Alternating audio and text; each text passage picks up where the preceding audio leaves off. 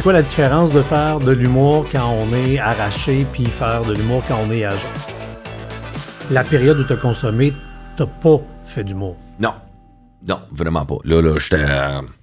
je pense que tu travailles des job-in, des affaires de même tout, tu sais. Fait que, mais j'étais toujours le gars de rôle, tu sais, à job ou, tu sais, dans l'environnement où j'étais.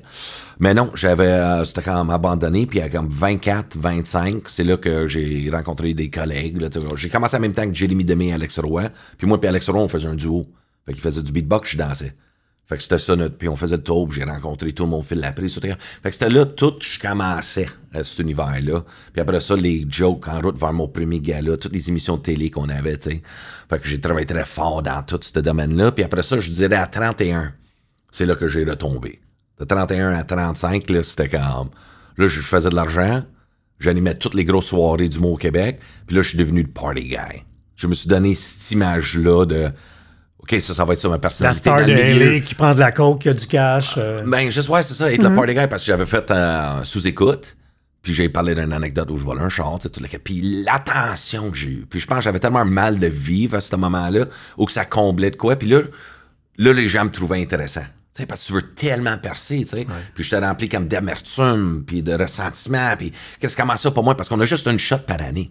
Pour les gars-là. Puis toutes les années que j'envoyais mes textes, puis ils disaient, mes textes, c'était pas assez fort, ou t'as trop de présence pour tes textes, ou tout le temps de même. Fait que c'est toujours comme, me faire dire non, puis non, puis non. Puis après, ça, c'était les années où Juste pour rire était au sommet, et si tu faisais un gala, t'avais une bonne année, tu vendais les billets pour un an. C'est ça. Et si tu faisais pas, ben là, t'étais dans l'ombre, et puis t'étais pas dans les 20 humoristes hot de l'année. Exactement, tu sais. Puis moi, j'animais toutes les soirées, tu sais, puis j'aidais beaucoup de jeunes, tu sais, à leur donner leur premier headline. Headline, c'est comme les 30 minutes tête d'affiche, 45, tu sais. Puis j'étais tout là-dedans, puis j'étais tellement quelqu'un qui donnait qu'après un moment donné, c'est comme l'ego est devenu malade ou que là, je voulais recevoir.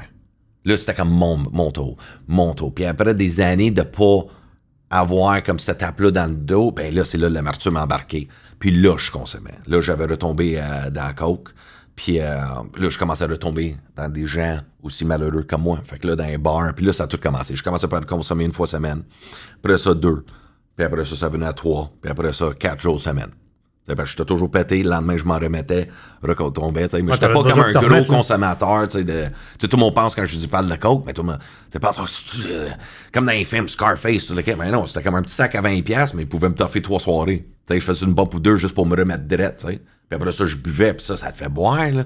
Fait que c'était toute la balance. Puis là, je me détruisais tellement physiquement, puis l'alcool mentalement, puis spirituellement, où c'était comme, OK, là, la déchéance est partie. Puis dans ces 4 ans-là, là, oh ouais, là, je scrapais toutes mes relations de couple, mes amis, des gaffes. Le milieu aussi avait peur de moi, il avait peur pour moi. Ça devient moins fiable. Moins fiable, toute la quête, OK, on le veut sur mon show, mais qu'est-ce que vas-tu... Il va arriver comment? Plus son temps, on a dit 15 minutes, il est rendu à 25. Il y avait tout cet aspect-là où que quand t'arrives avec les yeux, avec les pupilles là, dilatées, là, puis... Ben, j'étais jamais gelé sur scène. OK. Jamais sur scène. C'était après. La seconde que je débarquais, là, ça partait. Tu sais, mais avant, je prenais 2-3 shots, 2-3 rum and coke, OK, mettais dedans, puis après ça, là, c'était comme... J'avais juste hâte de me détruire, t'sais. Fait que c'était rendu où que je faisais même plus des shows pour la joke, tu sais, pour le fun.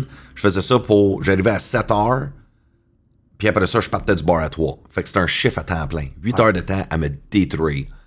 Parce que j'aimais ça, l'attention, puis jaser avec le monde après le show. Puis le pire, c'est qu'il y a du monde qui te trouve cool dans ce temps-là. Ouais. Parce que eux autres, ici, ils sont pas tout le temps dans la prison dans laquelle toi t'es rendu pogné. Hey, là, t'es cool, parce que là, avec lui, on envire une maudite dérape, on se saoule la gueule, puis on a du fun jusqu'à 3 heures. Mais toi, à 3 heures, tu rentres chez vous, puis le lendemain, tu vis la jour de la marmotte, c'est la même maudite journée qui recommence. Eux, ils prennent 2 aspirines, ils retournent travailler dans leur petite vie tranquille. Puis le lendemain, tu re-entertain d'autres. Fait que t'es comme le géo qui se saoule puis qui gèle c'est pour bon, les ça. autres. J'aime ça, ouais. Géo Club Med, là. C'était, J'étais devenu vraiment ce gars-là, party guy.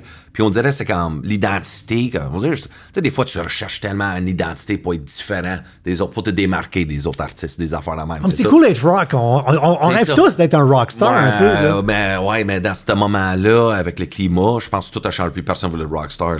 Tous les humoristes, je me souviens, il y avait Phil Roy, j'ai du temps, tout le gars. Puis là, tout le monde joue au tennis, basketball, ça mange des cardio. salades. Là, on amenait leur lunch dans les loges. Puis moi, j'étais comme, fucking party! Puis tout le monde était comme, ça va. Moi, je suis poulet frit, des patates frites, puis la coke. Tu sais, fait que c'était vraiment ça qui est arrivé. Fait que là, toute la déchéance, puis là, la pandémie est arrivée. C'est là que ça a tout changé. Vous avez aimé cet extrait? Venez découvrir l'épisode complet sur françoischaron.com, onglet Balado.